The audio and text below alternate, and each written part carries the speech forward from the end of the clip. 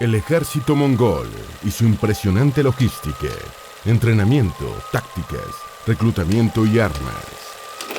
En el siglo XIII, el líder mongol Genghis Khan construyó el segundo imperio más extenso de la historia, con una superficie de 24 millones de kilómetros cuadrados, solo superado por el imperio británico, que alcanzó los 33.5 millones de kilómetros cuadrados en la década de 1920, cuando estaba cerca de iniciar su decadencia.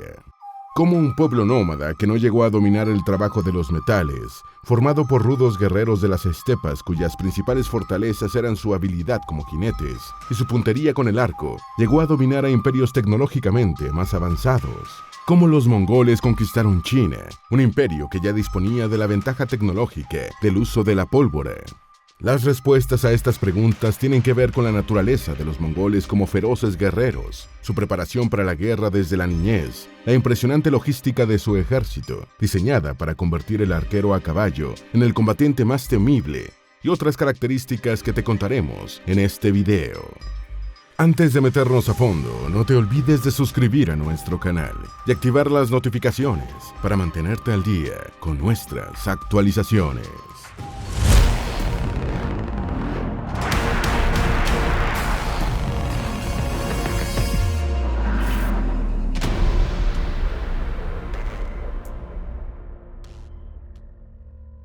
¿Por qué tenía tanto éxito el ejército mongol? Durante los siglos XI y XIII, el ejército mongol fue el más temible del mundo, por sus estrategias y movilidad, lo que lo llevó a conquistar un territorio de 24 millones de kilómetros cuadrados en Asia y Europa.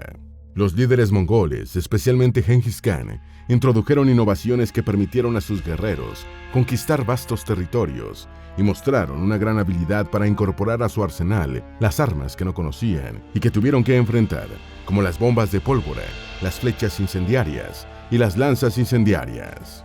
Aprendieron también el arte del asedio, con todo su aparataje de máquinas militares involucradas, y eran capaces de pasarse años sitiando una ciudad hasta doblegarla. La guerra de los mongoles estaba consustanciada con su estilo de vida nómada y su logística. Entrenamiento, tácticas de combate, reclutamiento y armamento se unieron para desarrollar una de las maquinarias bélicas más letales en la historia de la humanidad. Su estilo de guerra basado en el caballo le dio al ejército de los khanes una flexibilidad y movilidad como nunca antes en la historia de la guerra.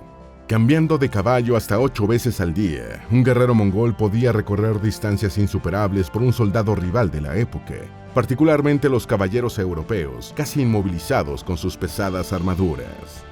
La pericia de los mongoles en el uso del arco, que ya era una tradición milenaria antes de Genghis Khan, constituyó una de sus grandes fortalezas al ataque, y su precisión disparando una flecha sobre un caballo al galope se hizo legendaria y temible. Los entrenamientos de los reclutas mongoles no tenían que ser muy intensivos, ya que todos los niños varones estaban destinados a la guerra y aprendían a montar y a disparar el arco a temprana edad. No tenían escrúpulos para incorporar a su ejército a los combatientes de las fuerzas que derrotaban, independientemente de su etnia, y esto les proporcionaba una fuente inagotable de guerreros. Logística. El principal factor de éxito del ejército mongol fue su enorme movilidad basada en el caballo, que le otorgó una ventaja determinante contra los adversarios, pero supuso unas exigencias específicas a su logística. Los guerreros mongoles normalmente llevaban una recua de hasta 8 caballos, y cambiando de montura, podían viajar grandes distancias en un día, casi sin detenerse. Los caballos utilizados de todas formas tenían que continuar el viaje, pero lo hacían sin el peso del jinete. Durante la invasión de Hungría en 1241, el ejército mongol llegó a recorrer 160 kilómetros diarios, algo insólito en la época. Para las cargas más voluminosas, como las armas pesadas y las reservas de flechas y de alimentos, el ejército era acompañado por un convoy de carros y carretas tirados por caballos. Un rebaño acompañaba también a la fuerza en campaña para asegurar su subsistencia. La capacidad de los guerreros mongoles para vivir de su entorno y en situaciones extremas también constituyó una ventaja importante. Los mongoles veían a los caballos como reses y los utilizaban como tal. Varias de las monturas eran yeguas y los soldados se alimentaban e hidrataban con su leche. En una situación límite, podían matar un caballo para beber su sangre y utilizar su carne. Los guerreros cargaban anzuelos de pesca y herramientas destinadas a hacer los individuos autónomos e independientes de las fuentes de suministro fijas. Igualmente, llevaban consigo raciones de carne seca y molida, que sigue siendo común en la cocina de la Mongolia actual. Este alimento fácil de transportar podía utilizarse para preparar una especie de sopa instantánea. Sin embargo, la alta movilidad basada en el caballo también constituyó una desventaja en los territorios áridos, sin suficientes pastos y agua para tantas monturas y para el rebaño acompañante. Esto representó una seria dificultad en el enfrentamiento con los mamelucos en Siria y el Levante, especialmente por la estrategia de tierra arrasada que aplicaron sus adversarios, quemando las tierras de pastoreo. Otro elemento de la logística mongola fue su sistema postal con estaciones de relevo para la rápida transferencia de mensajes escritos mediante mensajeros a caballo. Este sistema fue el primero en su tipo desde el fin del Imperio Romano. En el campo de batalla, los mongoles se comunicaban mediante el sonido de cuernos y banderas de señales. Entrenamiento y disciplina. La unidad básica de combate del ejército mongol era el Arvan, formada por 10 guerreros, y luego seguía el Sun, integrado por 100 soldados. Genghis Khan creó el Minhan, una unidad de 1000 hogares nómadas que aportaba una fuerza de 1000 guerreros. Luego, continuando con la estructuración en múltiplos de 10, estaba el Tumen, de 10 Minhan, equivalentes a 10.000 hogares e igual número de combatientes. Las familias mongolas preparaban a los niños desde temprana edad para su futura carrera de guerreros, y lo primero era aprender a montar y a cabalgar por largos periodos de tiempo, así como disparar el arco al galope. Cuando llegaba la hora de integrar el ejército, los jóvenes mongoles ya tenían el entrenamiento básico en equitación y tiro con arco, que perfeccionaban en su unidad militar, junto con el aprendizaje en el uso de otras armas y en las formaciones y tácticas de combate. La disciplina de entrenamiento era dura, pero no demasiado agobiante, ya que la prioridad de los oficiales mongoles con sus nuevos guerreros no era el perfeccionismo en el adiestramiento, sino el cumplimiento de las órdenes, la fiereza en combate y la lealtad a toda prueba. Los mongoles evitaron así los contratiempos de la disciplina demasiado rígida, que ha sido un dolor de cabeza para los ejércitos a lo largo de su historia. Pero la cobardía no era una opción, y si un guerrero huía del peligro en batalla, enfrentaba la pena de muerte junto con los otros 9 integrantes de su Arvan. 6 de cada 10 guerreros mongoles formaban la caballería ligera de arqueros. Los otros 4 eran lanceros más fuertemente armados. La caballería ligera era la primera en atacar, diezmando al enemigo, sembrando el caos y preparando el camino para la caballería pesada. Estas tácticas de ataque eran practicadas en los campos de entrenamiento, haciendo del ejército mongol una de las fuerzas armadas más temibles de la Edad Media. La caballería ligera mongola eran tropas extraordinariamente flexibles, en comparación con los ejércitos rivales, y podía realizar maniobras que estaban fuera del alcance de sus adversarios. Por ejemplo, de los pesados caballeros europeos de armadura. Estrategias y tácticas de combate. Los mongoles no eran una horda de salvajes que atacaban sin una planificación previa. Estos guerreros espiaban a sus enemigos y exploraban sus territorios antes de atacar.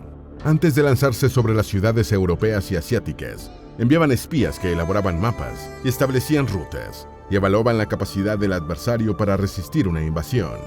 También investigaban la capacidad de alianzas de sus enemigos para presentar una resistencia mayor.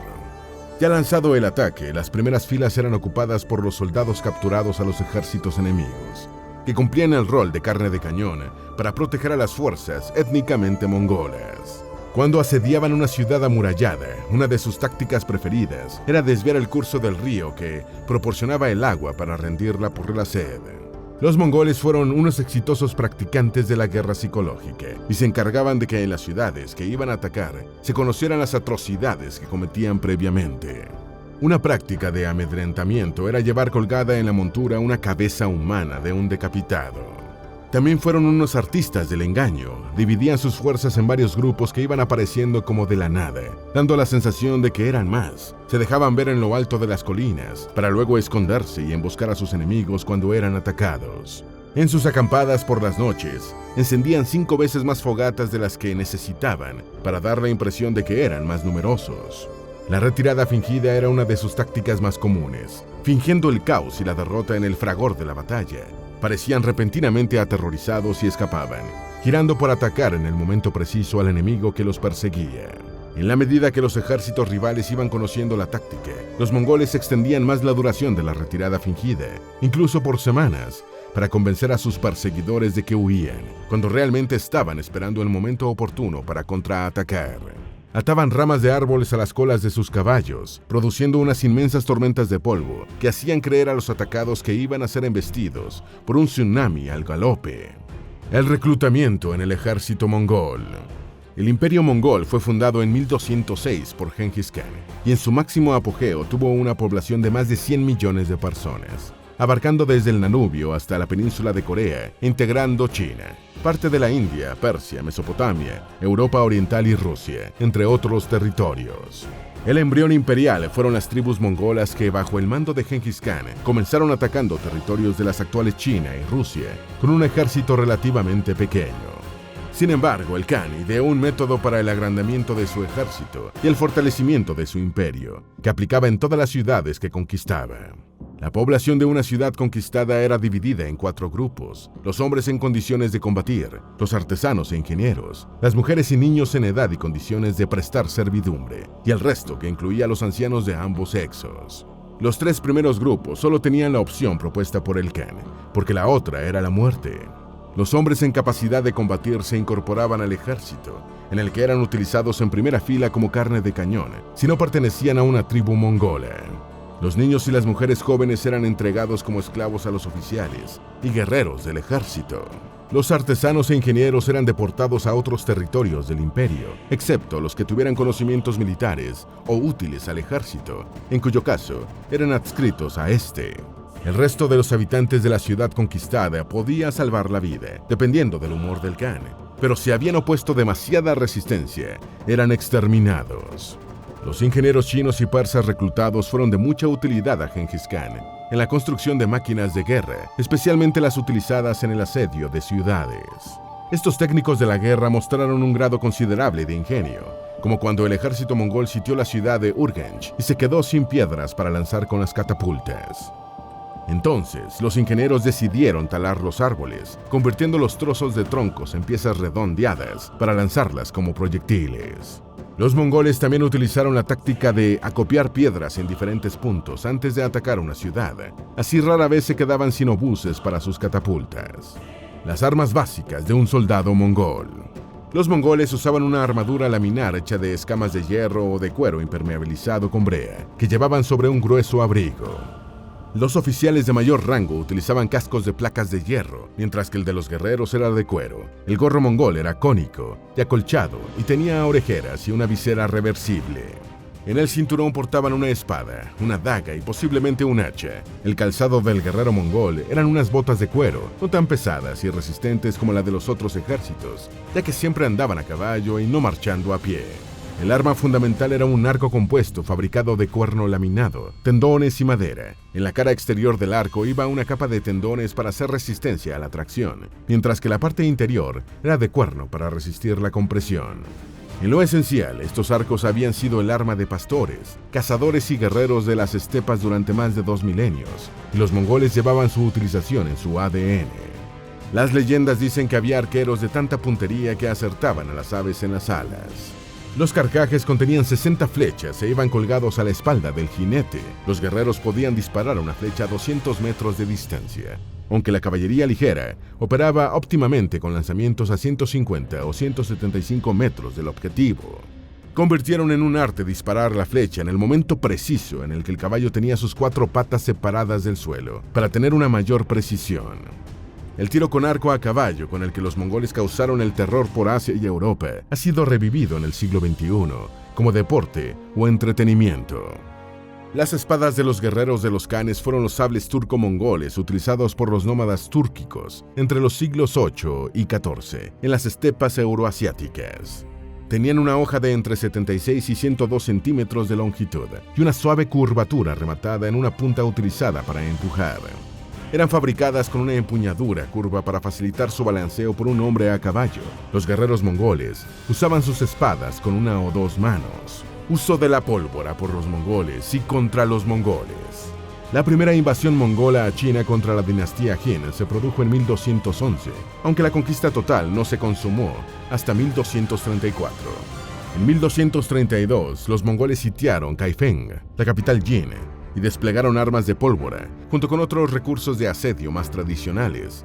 Sin embargo, el dominio de la tecnología de la pólvora lo tenían los chinos y los defensores Jin creaban el caos entre los mongoles cada vez que lanzaban una bomba de trueno. Esta era un recipiente de hierro lleno de pólvora que se encendía justo antes del disparo y luego explotaba, sembrando pánico y desconcierto entre los atacados. Si bien los soldados mongoles veían con desdén la mayoría de las armas Jin, quedaron impresionados por las bombas de trueno chinas que sacudían el cielo y aprendieron a fabricarlas. El ejército mongol continuó su avance hacia el sur y en 1237 atacó Anfeng, una ciudad de la dinastía Song, utilizando bombas de pólvora. Los defensores respondieron también con bombas de trueno, así como con lanzas de fuego y flechas de fuego, arrojadas desde una especie de cohete propulsor primitivo, utilizando así todo el arsenal disponible basado en la pólvora. Los mongoles también utilizaron bombas de pólvora en 1275 en el asedio de la ciudad de Changzhou durante la última etapa de las guerras chino-mongolas. Al llegar a la ciudad, el comandante mongol, Bayan, lanzó un ultimátum a los residentes diciéndoles: si ustedes se resisten a nosotros, drenaremos sus cadáveres de sangre y los usaremos como almohadas. La terrible amenaza no funcionó, por lo que los mongoles atacaron con bombas incendiarias, antes de asaltar las murallas y perpetrar una matanza de 250.000 de personas. Esta guerra produjo también uno de los primeros atentados suicidas con una bomba de pólvora, cuando 250 defensores Song, al mando de Luo Hongxue, se inmolaron detonando un artefacto, al ver que su derrota era inminente. Este hecho causó gran impresión, tanto por la inmolación como por la magnitud de la explosión, que fue descrita así por un texto chino. El ruido fue como un tremendo trueno, sacudiendo las paredes y el suelo, y el humo llenó los cielos afuera. Cuando el fuego se extinguió, entraron a ver. Allí había solo cenizas, no quedaba ni rastro. Poco después terminaron las guerras del Imperio Mongol contra la dinastía Song, en las que fueron utilizadas por ambos bandos todas las armas de pólvora disponibles. Es posible que los mongoles hayan utilizado pólvora durante sus incursiones por Europa, ya que algunas fuentes mencionan cañones de nafta y catapultas de fuego. Esta posibilidad es cuestionada por algunos historiadores, que señalan que no existen evidencias de que los mongoles utilizaran la pólvora fuera de China. También es posible que los mongoles hayan empleado la pólvora durante su invasión a Japón entre 1274, ya que una pintura de la época muestra lo que parece ser una bomba y las descripciones japonesas mencionan artefactos que causaban luz y fuego, catapultas y otras armas de asedio. La tecnología jugó un papel importante en las guerras de los mongoles, especialmente en China.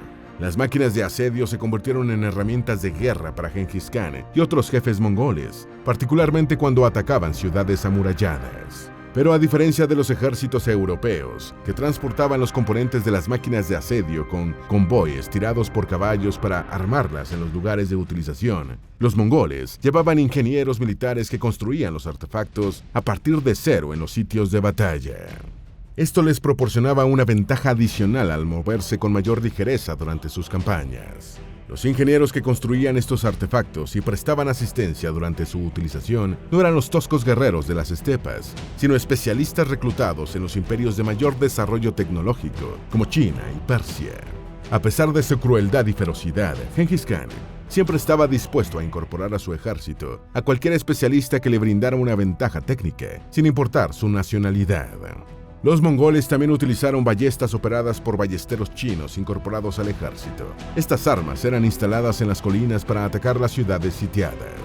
Gengis Khan utilizó catapultas de tracción decomisadas a los chinos y Kublai Khan tenía ingenieros musulmanes que construyeron trabuquetes de contrapeso que finalmente inclinaron la balanza a favor de los mongoles, tras el sitio de 6 años de Xiangyang y Fangcheng. El imperio mongol sembró el terror en Asia y Europa. En el siglo XIII, gracias a su naturaleza de guerreros innatos, su dominio del combate a caballo, sus creativas tácticas de lucha, su capacidad de aprendizaje de las tecnologías bélicas y otros atributos que los situaron muy por encima de sus adversarios. Se extinguió cuando los herederos de Gengis Khan no pudieron mantener la unidad por disputas sucesorias y cuando el desarrollo de las armas de fuego volvió obsoleto al arquero a caballo, que había sido su principal fortaleza. Esperamos que este video te haya sido útil. Si tienes algo que agregar, por favor, compártelo con nosotros en la sección de comentarios. Dale me gusta a este video y envíale el enlace a tus familiares y a tus mejores amigos para que también sepan más del ejército mongol y su impresionante logística, entrenamiento, tácticas, reclutamiento y armas. Si eres nuevo en nuestro canal, no olvides suscribirte. No se te olvide seguirnos en todas nuestras redes sociales, que van a estar aquí abajo en la descripción. Recuerda, un pueblo que no conoce su historia está condenado a repetirla.